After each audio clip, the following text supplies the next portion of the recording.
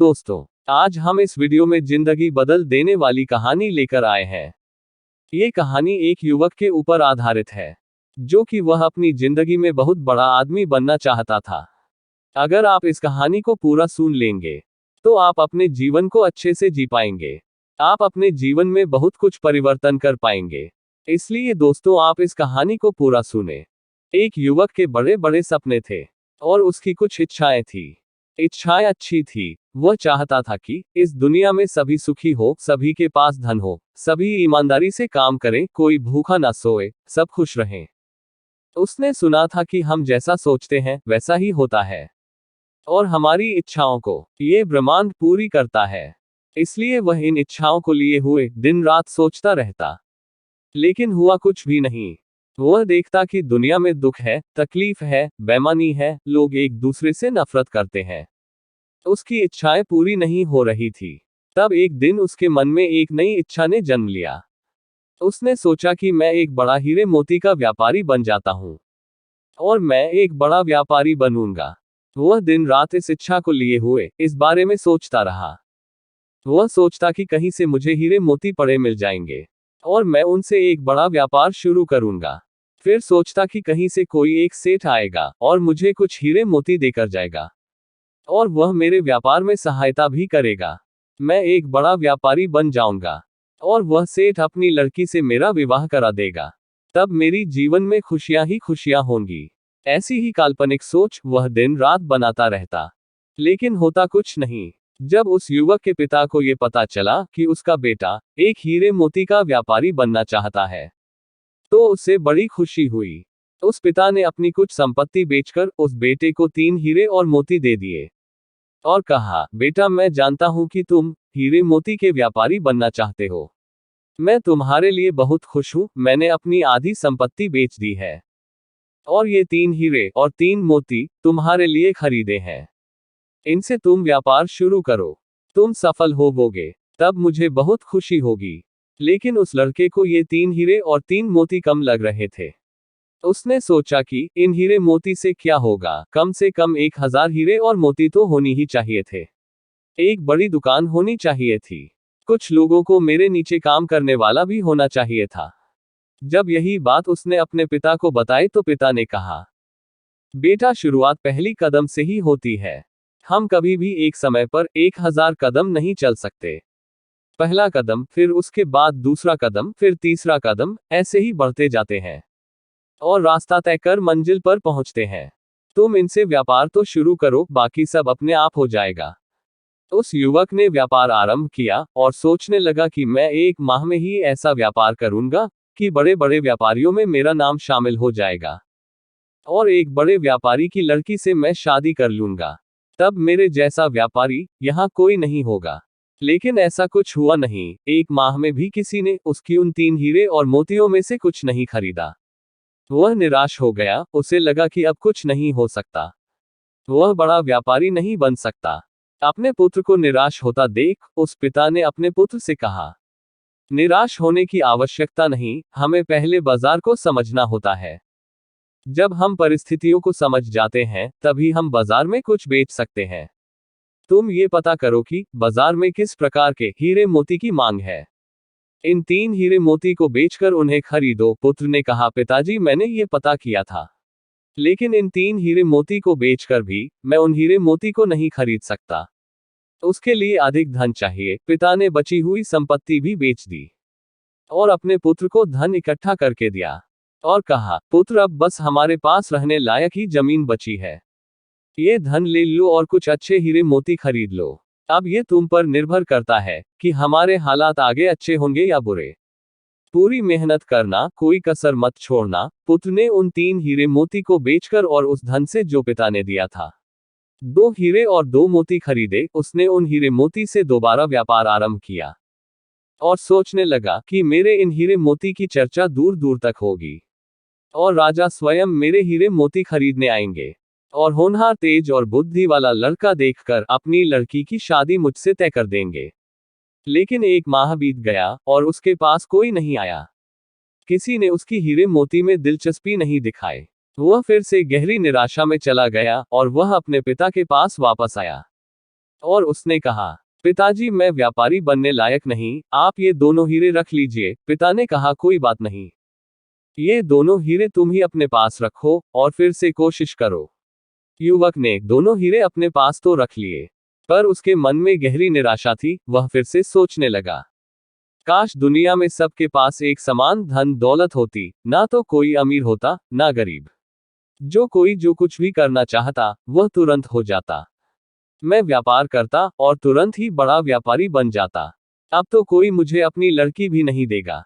एक दिन युवक के मन में ख्याल आया कि वह अपने घर से कहीं दूर चला जाए, जहां पर उसके परिवार की जिम्मेदारी ना हो। अपने अकेले का ख्याल तो वह खुद रख सकता है।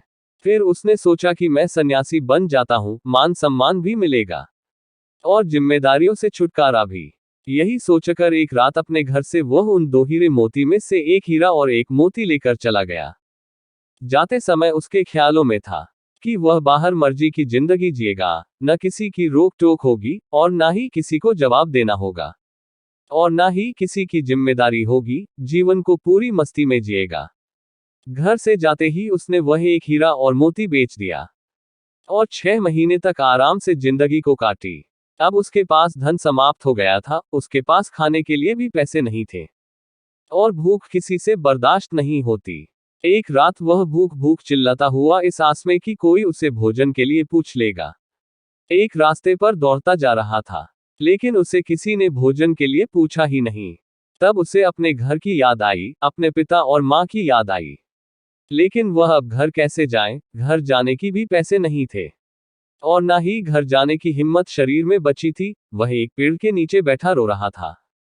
तभी उसे एक आवाज आई। उसने आवाज का पीछा किया और देखा एक भिक्षु नदी के किनारे पर बैठकर जोर से बोल रहा था, जो तुम चाहते हो वही तुम पाते हो, जो तुम चाहते हो वही तुम्हें मिल जाता है।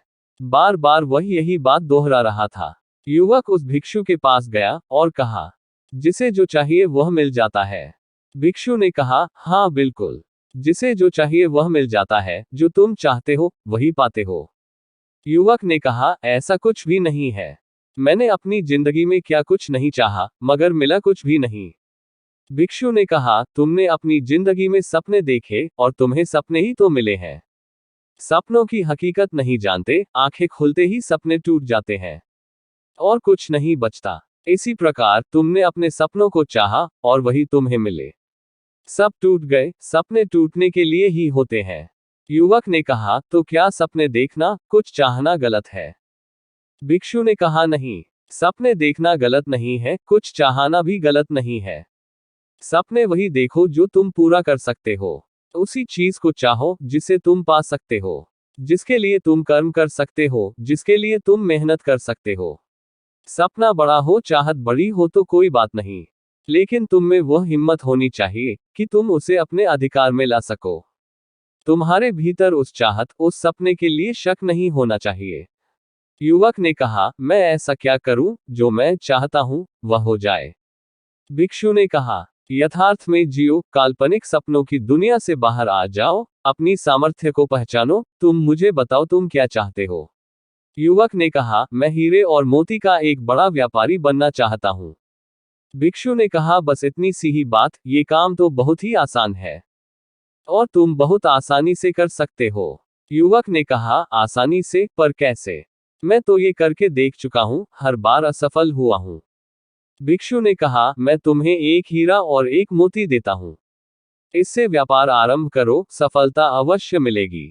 अपना हाथ आगे करो। युवक ने अपना हाथ आगे कर दिया।